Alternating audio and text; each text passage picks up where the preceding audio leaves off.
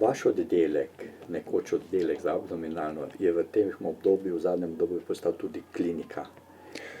Ja, klinični oddelek ali klinika ni oddelek za abdominalno, ampak abdominalno in splošno kirurgijo, kar je pomemben predikat. To smo pravzaprav edini taki oddelek v tem širšem prostoru in ga s ponosom tudi nosimo. Kaj to pomeni? Na eni strani smo kot abdominalni oddelek, kot oddelek za abdominalno kirurgijo odgovorni in zagotavljamo vso terciarno oskrbo bolnikov z obolenji prebavnega trakta.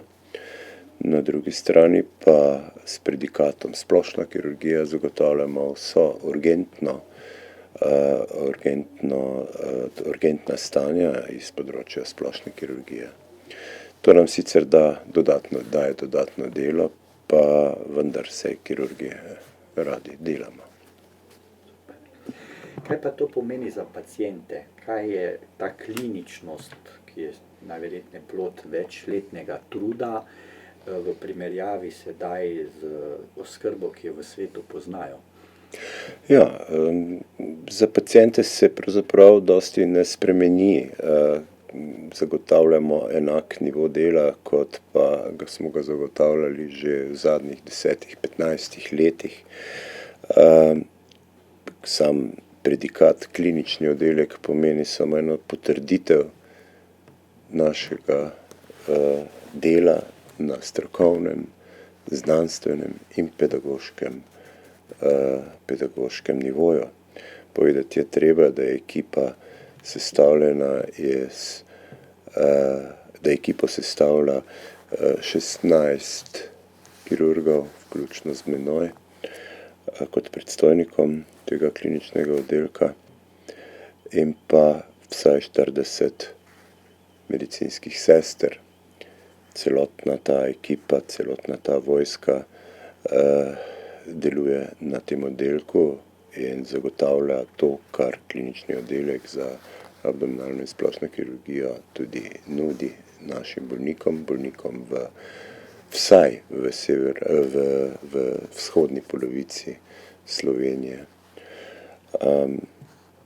Naša videnja, odnosno naša pogledi za prihodnost pravzaprav so ti, da vzdržimo ta isti nivo tudi vnaprej. Načeloma glede na paleto operacij, ki jih izvajamo,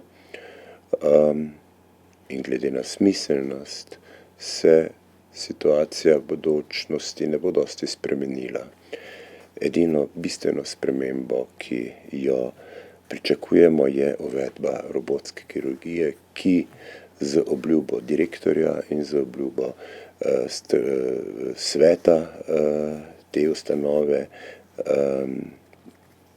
pač bo izvedena, odnosno bo robot v kratkem tudi v naši ustanovi, kar pomeni novo možnost za nadaljnji razvoj.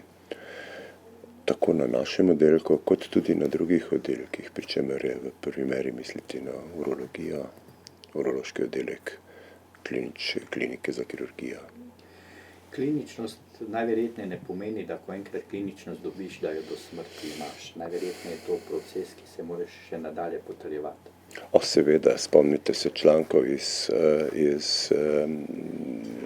časopisov iz leta 2020, ko je nastal velik preplah v Ljubljani, zaradi tega, ker je bilo treba takrat pri številnih kliničnih oddelkih in klinikah zagotavljati potrdilo za ponovno akreditacijo za klinični oddelek, odnosno kliniko. Seveda, nič drugega, v ničemer se ne razlikuje naš klinični oddelek. Po 5 letih bomo mogli z našim delom, z prikazom našega dela ponovno potrditi to našo kliničnost.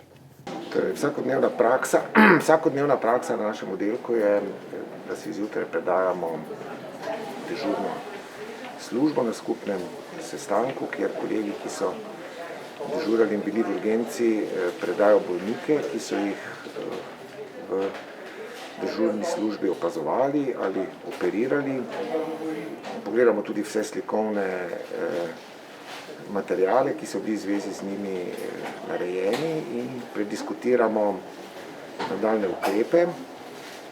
Hkrati poda poročilo tudi kolegica iz otroške kirurgije.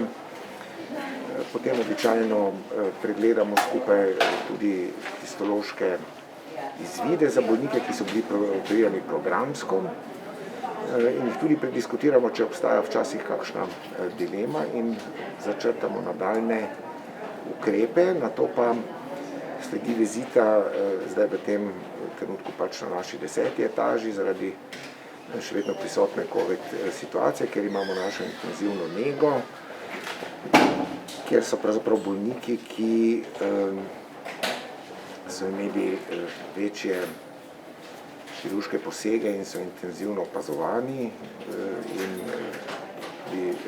nivo te intenzivne nege na dokaj visokem in zavidljivem nivoju. Tu je pravzaprav skupna vizita z vsemi kolegi, kjer se posamezno ustavimo pri vsakem bolniku, prediskutiramo njegovo stanje in seveda načrtamo nadaljne ukrepe. Potem pa sledi vizita na navadnem oddelku oziroma grejo kolegi vsak na svoje. Sedaj smo bili na kliničnem oddelku za abdominalno in splošno kirurgijo na 10. etaži v naši intenzivni negi. To, kar ste zdaj videli, tako poteka naša predaja službe ob vsaki izmeni. Na tej predaji si predamo vse važne stvari, ki so se ob izmeni dogajale. Predamo stvari, ki se še morajo narediti oziroma kaj pač pomembno za bolnika. In to je to. To si predamo ob vsaki izmeni. Obdobje covida je najverjetneje bilo kar težavno. Tudi na vašem oddelku ste se precej trudili. Kako je potekalo delo in kako gledate za naprej? Ja, obdobje covida, to je obdobje od 2020 pa naprej, pa skoraj še do danes, je zelo označilo delo v celotnem zdravstvu, tako tudi na našem oddelku. Najbolj so bili prizadeti bolniki, čakalne dobe so se povečale, število operacij se je zmanjšalo, pa vendar smo se trudili, da bi kljub vsemu temu nekako premostili najbolj ugodno, kolikor se da za bolnike, to obdobje. To je posledica tega našega truda je bilo, da je upad operacij bil manjši kot marsikje drugje. Torej, glede programskih operacij za nemaligna obolenja je upad v tem obdobju okrog 18%, medtem ko pa za rakava obolenja upada ne opažamo, celo določen porast v letu 2021, porast operacij zaradi rakavih obolenj v letu 2021 je bil opazen. Kar pa je zelo zanimivo, pa da se število urgentnih operacij, to so tiste operacije v dežurstvu, ni zmanjšal. Delež teh operacij je celo porastel. Zdaj, kaj so razlogi za to, so vsem znani. Na eni strani je to prizadelo bolnike same, na drugi strani je prizadelo tudi nas. Število operacijskih miz je bilo manjše zaradi izpada na anesteziološki strani iz različnih razlogov.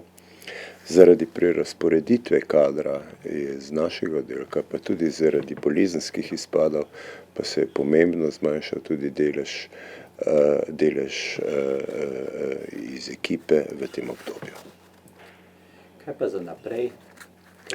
Ja, za naprej je težko dati napovedi. Od tega pravzaprav sami lahko samo zagotovimo, da bomo delali najbolj, kolikor znamo in največ, kolikor je možno. Vsekakor gre za to, da bo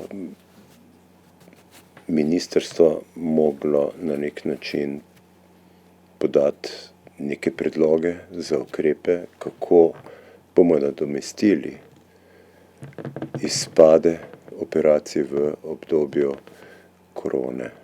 Naš oddelek je stacioniran na 3 etažah, 10., 11. in 12. etaži. Sedaj se nahajamo na 12. etaži, kjer gostuje EIMOS, ker smo se morali zaradi epidemioloških razmer prilagoditi temu, da smo se skrčili, bom rekla, na 1. in 4. etažo v začetku COVID-a. Tako da zdaj na 12. etaži mi nimamo nič, razen poteka tukaj seminar in jutranja predaja zdravnikov raport. Tako kot smo se morali prilagoditi, bom rekla, na prostorske razmere, smo se prilagodili tudi z kadri. V službi zdravstvene nege na našem oddelku smo na druga delovišča dali 16 naših zaposlenih po različnih COVID oddelkih. Trudili smo se, da operativni programi tečejo nemoteno, kar je bilo včasih ze strani zdravstvene nege zelo težko uskladiti zaradi pomanjkanja kadra, ampak lahko povem, da smo ambulantno in pa vse ostale dejavnosti izvedli tako, kot smo si tudi zamislili. Kljub omejitvam smo se na našem oddelku zelo trudili, da bi operirali nemoteno in pa skrajšali čakalne vrste. Pod prioriteto smo dajali bolnike, kateri so onkološki. Elektivne operacije so se pri nas odvijale nemoteno v sklopu onkoloških operacij, tako da je prišlo tudi do skrajšanja le-teh. Seveda pa je prišlo v času COVID-a med samimi posegi do raznih prilagajanj. Zmes so se pojavljali tudi pozitivni bolniki, zaradi katerih smo morali dodatno prilagajati program in pa same operacije. V času COVID-a so bile spremembe v poteku dela v abdominalni ambulanti. Ogromno dela je potekalo preko telefonske konsultacije. Trudili smo se poklicati čim več bolnikov, ti so pa nam predhodno podali izvide. S tem smo tudi zmanjšali število pacientov v čakalnici.